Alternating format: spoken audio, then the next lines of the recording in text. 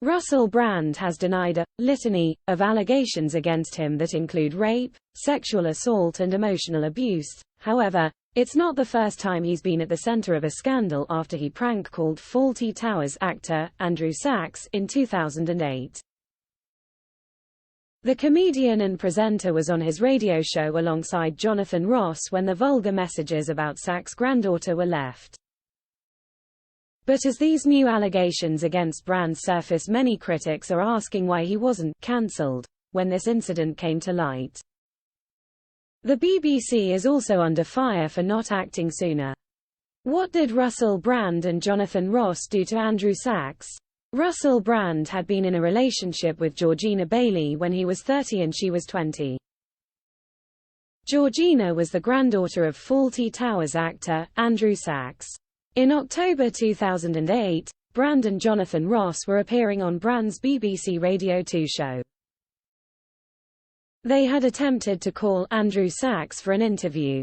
But when he didn't answer, they went on to leave 4 messages on his answer phone. The first message saw Brand joke about Fawlty Towers and how both he and Sachs had appeared in the bill. But Ross interrupted in the background to shout out that Brand had bleeped your granddaughter. The next messages saw the men try to apologize for what Ross had said. But they were not taking it very seriously, as the messages continued to be rude and vulgar. As the radio show was pre-recorded, questions were asked as to why the messages had been broadcast. Andrew Sachs later confirmed he had not given permission for the offending material to air. Complaints over Russell Brand and Sachsgate pour in the incident, which came to be known as Sachsgate, received over 18,000 complaints. Even then Prime Minister Gordon Brown called the incident unacceptable. Brand and Ross were suspended on October 29 as an investigation was conducted. BBC Director General Mark Thompson issued a statement apologising for the incident. I would like to add my own personal and unreserved apology to Andrew Sachs, his family and to licence fee payers for the completely unacceptable broadcast on BBC Radio 2. He said. Jonathan Ross also said it was a stupid error of judgment on my part, and offered a full apology. He was suspended without pay for 12 weeks from all BBC shows. Russell Brand issued an apology for making the calls. He resigned from Radio 2. The controller of Radio 2, Leslie Douglas, also resigned following the incident. The BBC received a £150,000 fine from Ofcom. Andrew Sachs, who died in 2016 following a battle with dementia, said in a 2014 interview, "For all my family, the unpleasant incident that hit the headlines in October 2008 was hugely distressing. Their lewd banter was deeply hurtful for me, my wife, our daughter and our granddaughter. It not only caused pain but huge stress to the family." Support for Russell Brand. Many celebrities and friends of Ross and Brand came out in support of the pair. Carol McGiffin supported them live on Loose Women. Meanwhile, Noel Gallagher told Radio Ulster that he was outraged. He also slammed the idea Brand should have been arrested. Elsewhere, fans staged a protest outside the BBC.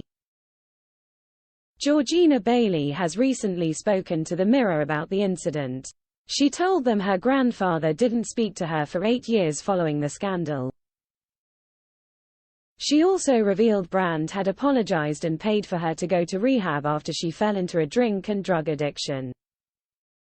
3 years sober, Georgina added, "I have complete empathy for anyone who is a survivor of sexual assault. While nothing happened like that to me with Russell, I will always believe survivors." New claims against Russell Brand. On Saturday, September 16, an article in the Sunday Times accused Russell Brand of rape, sexual assault and abuse by 4 women. Channel 4 then aired a Dispatches special called Russell Brand, in plain sight, detailing his behavior with women. Brand had earlier uploaded a YouTube video and denied a litany of allegations he said were from mainstream media outlets.